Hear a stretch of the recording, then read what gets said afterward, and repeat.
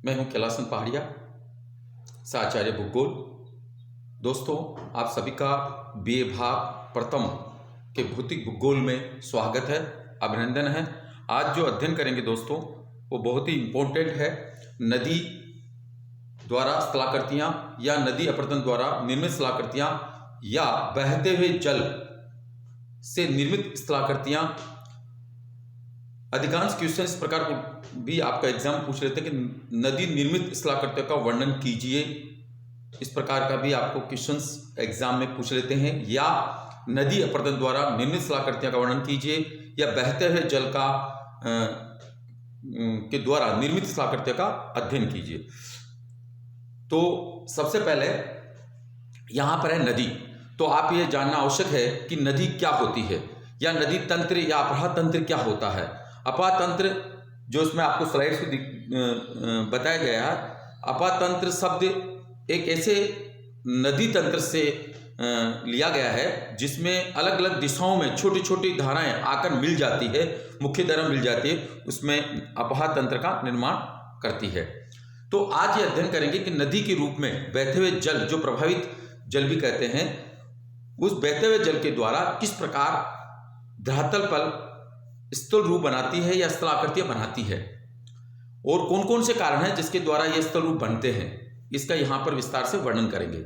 बहता हुआ जल घाटी के किनारों पर या उनके तलों पर बहता है तो जो चट्टानें होती है उनमें से होकर प्रभावित होती है, और प्रभावित होने पर कुछ निक्षेप द्वारा या घुलनशील क्रिया के द्वारा या अपघर्षण, सहघर्षण या प्रवहन के द्वारा विभिन्न प्रकार की गति क्रियाएं होती है, जिससे अपरदन और जमाव दोनों प्रकार की स्थलाकृति का निर्माण होता है। मुख्य रूप से जो नदी द्वारा अपरदन है या बहता हुआ जल के द्वारा जो स्थल रूप है, वो अपरदन और निक्षेप पृथ्वी के बाह्य बल के द्वारा दो क्रिया होती है, जिनका मुख्य पृथ्वी पर सभी जो स्थल रूप है या धरातल पर जो स्थलाकृतियाँ हैं वो मुख्य रूप से अपरदन और निक्षेप के द्वारा ही बनती है। तो यहाँ पर नदी द्वारा कौन कौन से अपरदनात्मक स्थलाकृति बनती हैं और कौन सा निक्षात्मक स्थलाकृतियाँ हैं, यहाँ पर उसका अध्ययन करेंगे।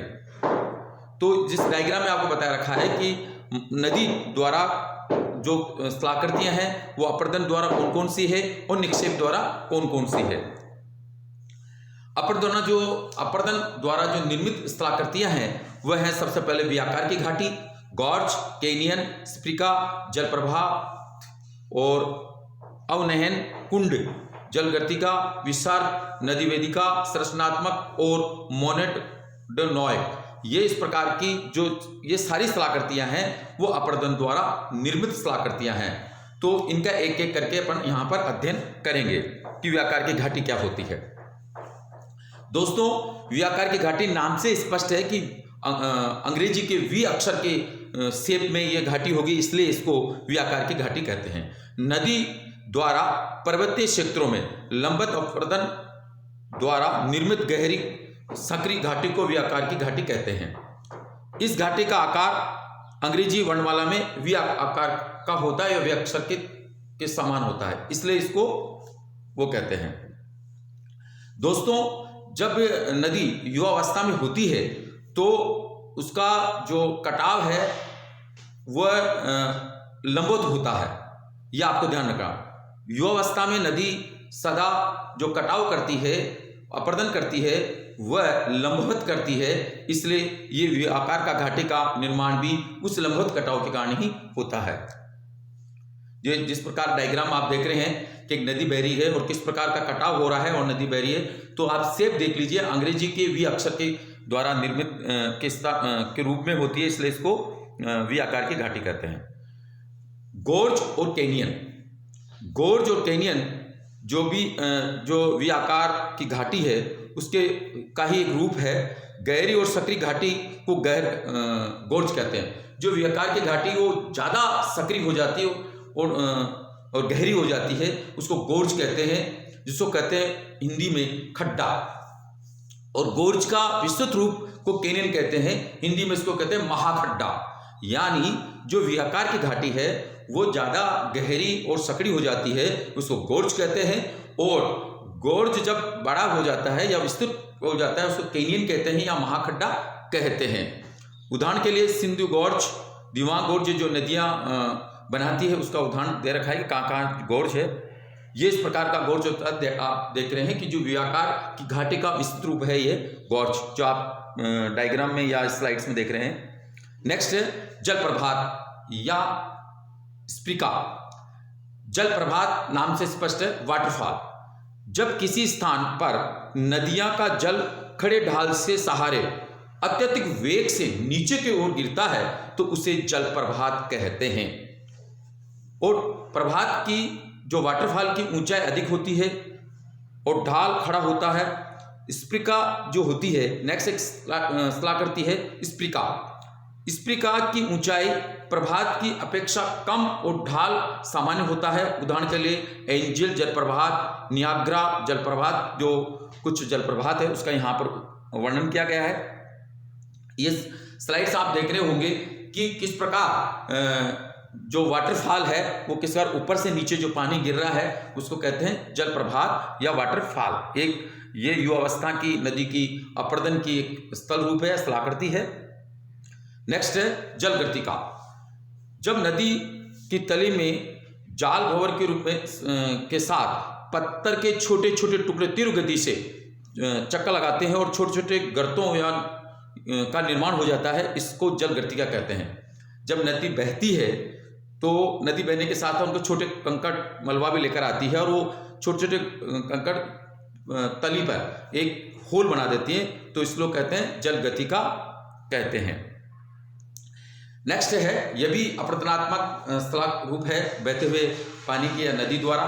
संरचनात्मक सोपान। जब नदी के मार्ग में कठोर और मुलायम चट्टान की परतें क्रमिक रूप से मिलती है, कठोर फिर मुलायम फिर कठोर फिर मुलायम, तो कठोर चट्टानों की अपेक्षा मुलायम चट्टानों का अपरदन तीव्र गति से पहले होगा। स्वाभाविक रूप से जो मुलायम होगा उसका अपरदन अधिक पहले होगा या अधिक भी होगा। इससे नदी की घाटी के दोनों ओर सोपनात्मक या सोपनाकार सीढ़ियों का निर्माण हो जाता है। इसे संरचनात्मक सोपान या सोपनाकार सीढ़ियां के नाम से जाना जाता है। ये एक बहुत स्थल रूप है नदी द्वारा। नेक्स्ट है नदी वेदिका। नदी वेदिका, जब नदी के नवमेश या पुनर्युन जो संप्राय मैदान में परिवर्तित हो जाने के कारण प्राचीन घाटी नवीन घाटी के एक सीढ़ी या सोपान द्वारा अलग हो जाती है। इस तरह अनेक सोपानों का निर्माण होता है, इससे नदी वेदिकाएं कहते हैं। सीढ़ी नुमा बन जाती है, उसको क्या कहते हैं? नदी वेदिकाएं, जो नवोन्मेष के द्वारा इसका निर्माण होता है। नदी विस्तार, ये भी बहुत महत्वपूर्ण एक स्थल रूप है और एग्जाम में पूछ लेते कभी कभी कि नदी विस्तार पे क्या होता है। नदी विस्तार, जब नदी मैदानी भागों में प्रवेश करती है, जब नदी मैदानी भागों में प्रवेश करती है तो क्षैतिज अपरदन से अधिक प्रभाव होने के कारण घाटी को गहरा करने के बजाय चौड़ा करने लग जाती है। युवावस्था में मैंने बताया कि नदी लंबवत करती है, पर उसके युवावस्था के बाद प्रौढ़ावस्था आती है तो उसमें अपरदन क्षैतिज होने लग जाता है और नदी सीधे मार्ग के बजाय टेढ़े मेढ़े मार्ग में होकर गुजरती है। इससे नदी के मार्ग में अनेक मोड़ बन जाते हैं और इन मोड़ों को ही नदी विस्तार कहते हैं। नेक्स्ट है संप्राय मैदान या पेनिप्लेन। जब नदियां अपने अंतिम अवस्था में होती है या प्रौढ़ वर्धावस्था में होती है तो क्षैतिज अपरदन और निक्षेप दोनों से मिलने के संप्राय मैदान का निर्माण होता है। दोस्तों, अभी तक जो आपने अध्ययन किया है वो अपरदन द्वारा स्थल नदियों के स्थल रूप का अध्ययन किया है। अब करेंगे निक्षेप या निक्षेपण द्वारा स्थलाकृतियां, जो मुख्य रूप से है जलोढ़ शंकु है, जलोढ़ पंख है, प्राकृतिक बांध है, बाढ़ का मैदान है और गोखुर झील है और डेल्टा है। ये सब आपको यहाँ पर एक एक करके अध्ययन करेंगे। जलोढ़ पंख या जलोढ़ शंकु जो है, जब नदी या अधिक बोझ के साथ पर्वतीय ढाल के सहारे नीचे उतरकर समतल भाग में बहती है तो उसका वेग में अचानक कमी आ जाती है। और जिसमें पर्वतीय ढाल के आधार के पास अर्धवर्ताकार रूप से मलबा का निक्षेपण होने लग जाता है, जमा होने लग जाता है।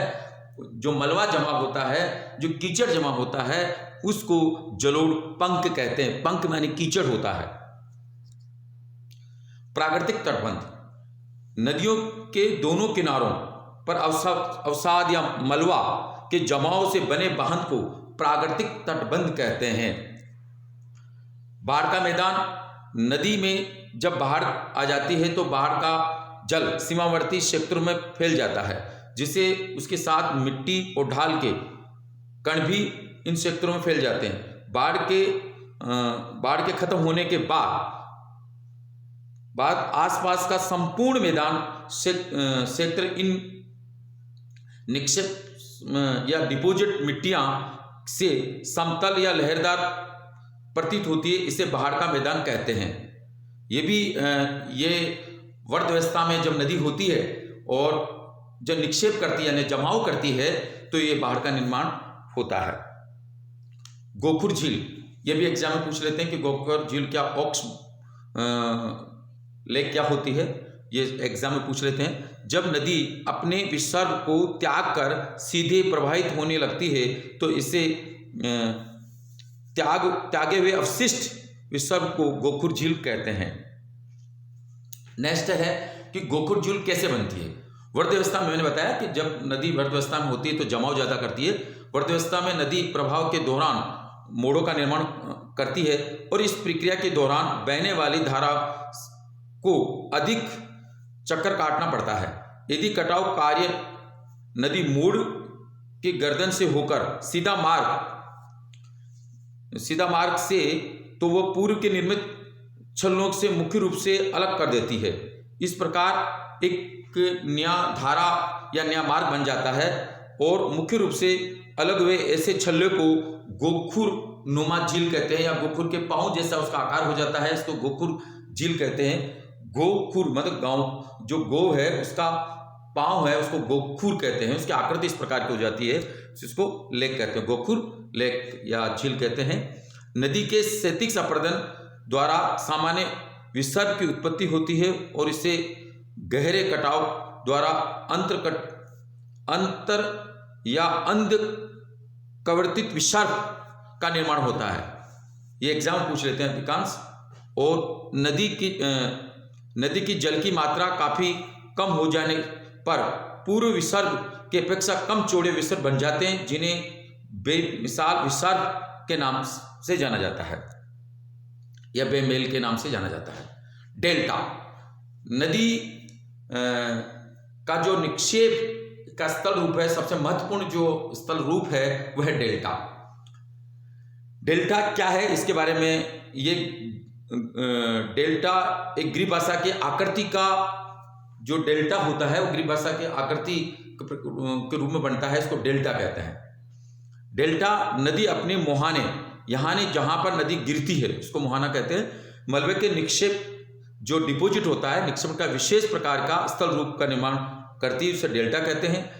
जब नदी के अंतिम भाग समतल मैदान में होता है जिसका ढाल सागर की ओर होता है, यह नदी के अंतिम भाग का समतल मैदान में होता है जिसका ढाल सागर की ओर होता है। डेल्टा कई प्रकार के होते हैं, चंपाकार डेल्टा, पंचाकार डेल्टा, ज्वालामुखी डेल्टा, जिनका वर्णन अभी करेंगे। अधिकांश परीक्षा में भी पूछ लेते हैं कि डेल्टा और एक्सरे में क्या होते हैं। कुछ नदियां डेल्टा बनाती है, कुछ नदियां डेल्टा नहीं बनाती है। डेल्टा के लिए जरूर है कि निक्षेप हो, डिपोजिट हो, मतलब ऐश्वर्य के लिए नहीं। जो नदियां तेज गति से या ढाल से बहती है और निक्षेप नहीं करती है और सीधे ही समुद्र में जाकर गिर जाती है, वो नदियां ज्वार मुख बनाती है या ऐश्वर्य बनाती है, वो डेल्टा नहीं बनाती है। डेल्टा में निक्षेप होना जरूरी है तो उसको कहते हैं ऐश्वर्य। भारत में कुछ नदियां हैं जो ताप्ती है और नदी है जो डेल्टा नहीं बनाती है, वो क्या बनाती है, ऐश्वर्य बनाती है, और कुछ नदियां डेल्टा बनाती है। ये आप देख ले। विश्व में जो गंगा ब्रह्मपुत्र का डेल्टा सबसे बड़ा है, जहाँ पर नदी के मुहाने पर शक्तिशाली सागरें, लहरें, धाराएं और ज्वार भाटे आते हैं, वहाँ डेल्टा नहीं बनता है, उसको एस्चुरी बनता है, जो मैंने आपको बताया। ये आप देख रहे हैं कि डेल्टा इस प्रकार नदी आ रही है और समुद्र में गिरने से पूर्व जो मलबा कंकड़ जो लाती है वो कीचड़ जमा कर देती है और इस प्रकार को आकृति को डेल्टा कहते हैं। यह है एस्चुरी है, जो नदी कोई किसी प्रकार का एस्चुरी निक्षेप नहीं करती, डायरेक्ट समुद्र में गिर जाती है तीव्र ढाल से, उसको एस्चुरी या ज्वारमुख कहते हैं। कुछ यहाँ डेल्टा के प्रकार है कि चंपाकार डेल्टा कौन सी नदी बनाती है, नील और गंगा, गोलगा, लीना नदी जो बनाती है ये चापाकार आकृति के डेल्टा बनाती है। पंचाकार डेल्टा की मिसिसिपी नदी बनाती है। ज्वारमुख डेल्टा जिसमें एक्चुअली कहते हैं नर्मदा, ताप्ती, अमेजन और ये नदियाँ, ये अधिकांश एग्जाम पूछ लेते हैं। परित्याग डेल्टा होंगो नदी बनाती है। प्रगतिशील डेल्टा मिसिसिपी नदी बनाती है और दंत का डेल्टा ये बनाती है टाइबर नदी। दोस्तों यहाँ आपने नदियों के स्थल या नदियों द्वारा निर्मित स्थल रूप का अध्ययन किया है। आपने इस वीडियो को लास्ट तक देखा, बहुत बहुत धन्यवाद।